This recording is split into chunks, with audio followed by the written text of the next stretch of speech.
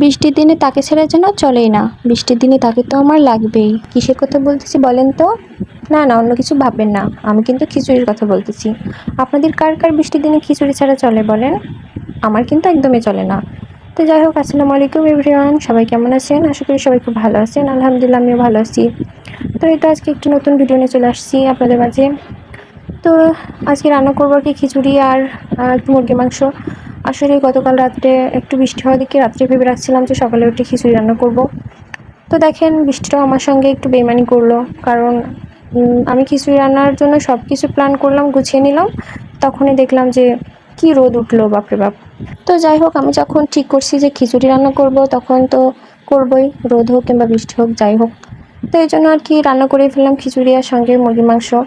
আসলে মুরগির মাংস রান্না করলে আমার হাজব্যান্ড এমনিতেই বলে খিচুড়ি রান্না করো, কিংবা খিচুড়ি রান্না করার কথা শুনলে বলে মাংস রান্না করো। তো এদিকে আমি মাংসটা মশলাটা কষিয়ে দিয়ে দিয়েছি মাংসটার মধ্যে। দিয়ে এটা দেখতে পাচ্ছেন কলিজা, অনেক কলিজাও দিয়ে দিলাম 3টা। আসলে আমার হাজব্যান্ডে আর আমার মেয়ে কলিজা পছন্দ করে, এই জন্য কলিজা বেশি করে কিনে আসছে। সঙ্গে কলিজার সঙ্গে ছিল আর হলো মুরগির ডিম। তো একটা বড় ডিম আমার মেয়ে ফাটায় ফেলছে, আর বাদবাকি 3টা ডিম ছিল আমাদের 3জনের জন্য, 3টা আমি দিয়ে দিলাম ঝোলের মধ্যে।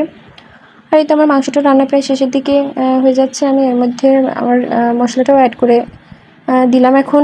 আসলে এটা গরম মশলা আমি বেটে ফ্রিজে রাখছিলাম অনেক দিন, তো এটাই আর কি কম বেশি ব্যবহার করা হয়। আর গুঁড়ো করে রাখাটা আমার শেষ হয়ে গেছিলো, এই জন্য আর কি গুঁড়ো আর করা হয় নাই। ওইটা ভিজা করেই ফ্রিজে ডিপে রাখি, আর যখন লাগে তখন বের করে আর কি ব্যবহার করি। আর এতেই তো আজকে ভাবতেছি যে একটু গুঁড়া করে রাখবো মাংসের জন্য। আর ভুনা তরকারিতে লাগে গরম মশলার গুঁড়া, জিরা। তো এই জন্য আমি জিরা, গরম মশলার, দারচিনি, এলাচ সব কিছু একসঙ্গে একটু ভেজে রোদ্রে দিয়ে রাখলাম। আসলে একটু রোদ্রে দিয়ে রাখলে কী হয়, একটু মচমচে হয়, তাহলে একটু গুঁড়া করতে সহজ হয়। এই জন্য নাকি আমার বারান্দায় সারাদিন রোদ দিয়ে রাখলাম। আর সেই দিকে আমি খিচুড়িটাও ধুয়ে দিব এই ফাঁকে। আর হয়তো খিচুড়ি রান্নার জন্য আমি এদিকে 2 পট চাউল নিয়ে নিলাম। আসলে আমি যেদিন খিচুড়ি রান্না করি সেদিন 2 পটের থেকে একটু বেশি দেয়, আর যেদিন সাদা ভাত করি ওই দিন 2 পটের থেকে কম রান্না করি। আসলে খিচুড়ি রান্না করলে একটু বেশিই দিই। আর তো এদিকে চাউলটা ধুয়ে নিলাম সুন্দর করে, দিয়ে পেঁয়াজ রসুন সব ধুয়ে একসঙ্গে দিলাম।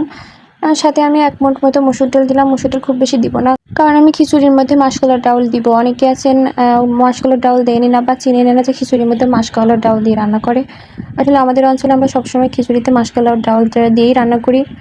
অন্য কোনো ডাল খুবই কম দেওয়া হয়, মাসকলার ডাউলটাই সবসময় দেওয়া হয়। তো এই জন্য আমি মাসকলার ডাউলটাই দিব। আর মসুর ডাউলও কয়টা দিয়ে দিলাম। আসলে 2-3 রকমের ডাউল দিয়ে খিচুড়ি রান্না করলে খিচুড়িটা খেতেও মজা লাগে। এই জন্য আমি মাসকলার ডাউল একটু ফ্রাই প্যানে হালকা তেলে ভেজে নিলাম। ভেজে নিয়ে তো খিচুড়ির মধ্যে অ্যাড করে দিলাম। আসলে হালকা ভেজে নিলে মাসকলার ডাউলের ফ্লেভারটা অনেক ভালো আসে, আর খিচুড়িটাও অনেক টেস্ট লাগে। তো এদিকে খিচুড়িটা প্রায় আমার হয়ে যাচ্ছে। আমি উপর থেকে একটুখানি ঘি দিয়ে দিলাম, দিয়ে একটু লবণটা টেস্ট করে দেখলাম লবণ একটু কম হয়েছে। তো আমি পর্যায়ে একটু 2 চামচ মতো লবণ দিয়ে আর একটু নাড়াচাড়া করে তারপরে ঢেকে দিলাম। তো যাই হোক, খিচুড়িটাই তো আমার রান্না হয়ে গেছে। তারপরে আমি তো খেতে চলে আসছি। আসলে খিচুড়িটা দেখতে কেমন লাগছে জানি না, তবে খেতে কিন্তু অনেক মজা হয়েছিল।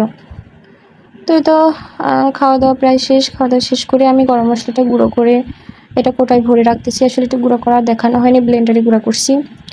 তো এটা গুঁড়া করে এটা কোটায় ভরে রাখতেছি। তো যাই হোক, আজকের ভিডিও পর্যন্ত। সবাই ভালো থাকবেন, সুস্থ থাকবেন। ভালো লাগলে অবশ্যই লাইক কমেন্ট শেয়ার করবেন। আল্লাহ হাফেজ।